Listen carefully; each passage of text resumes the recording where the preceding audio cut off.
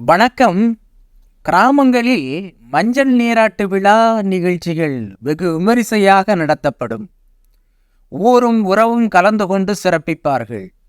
அனைவரும் விருந்து சாப்பிட்டுவிட்டு பரிசுகளை வழங்கி அந்த பெண்ணை வாழ்த்தி மகிழ்வார்கள்.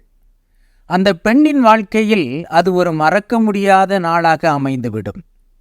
அப்படித்தான் தன் மகளுக்கும் சீரும் சிறப்புமாக மஞ்சள் நீராட்டு விழா நடத்த வேண்டும் என்ற கனவுகளோடு ஒரு தாய் காத்திருந்தார்.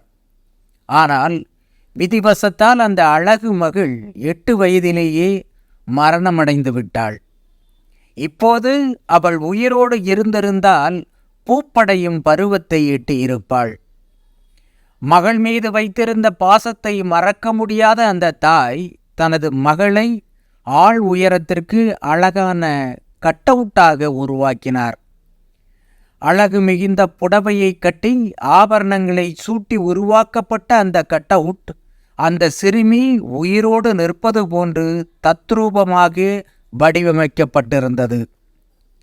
தன் மகள் உயிரோடு இருந்திருந்தால் எப்படி விழா நடக்குமோ அதுபோன்று பத்திரிகை அடித்து ஊர் மக்களுக்கும் உறவினர்களுக்கும் கொடுத்து அத்தனை பேரையும் அழைத்து கல்யாண மண்டபம் ஒன்றில் மஞ்சள் நீராட்டு விழா நடத்தினார் அந்த பாசம் மிகுந்த தாய்.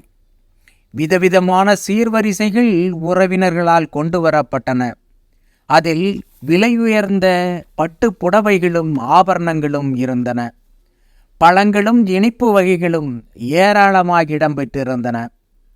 நெகிழ்ச்சியான இந்த விழாவுக்கு ஏராளமான விருந்தினர்கள் வந்திருந்தனர். அனைவரும் விருந்து சாப்பிட்டனர், மொய் எழுதினார்கள். ஆனால் அத்தனை பேர் கண்களும் கலங்கி போயிருந்தன. வந்திருந்த அனைவரையும் தாயார் வரவேற்றாலும் அவர் முகத்தில் விவரிக்க முடியாத சோகம் சூழ்ந்திருந்தது.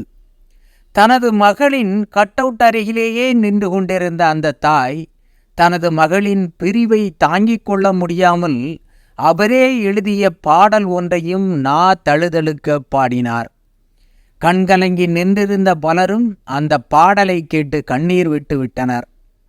மறைந்து போன மகளுக்கான இந்த நெகிழ்ச்சியான மஞ்சள் நீராட்டு விழா சிவகங்கை மாவட்டம் திருப்புவனத்தில் நடந்தது.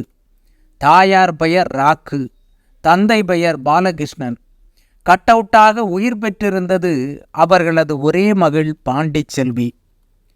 தாய்ப்பாசத்திற்கு எடுத்துக்காட்டாகி கண்ணீரை வரவழைக்கும் இந்த நெகிழ்ச்சியான வீடியோ காட்சிகள் தற்போது வைரலாகி வருகின்றன. நமது கண்களையும் குளமாக்குகின்றது. நன்றி, வணக்கம்.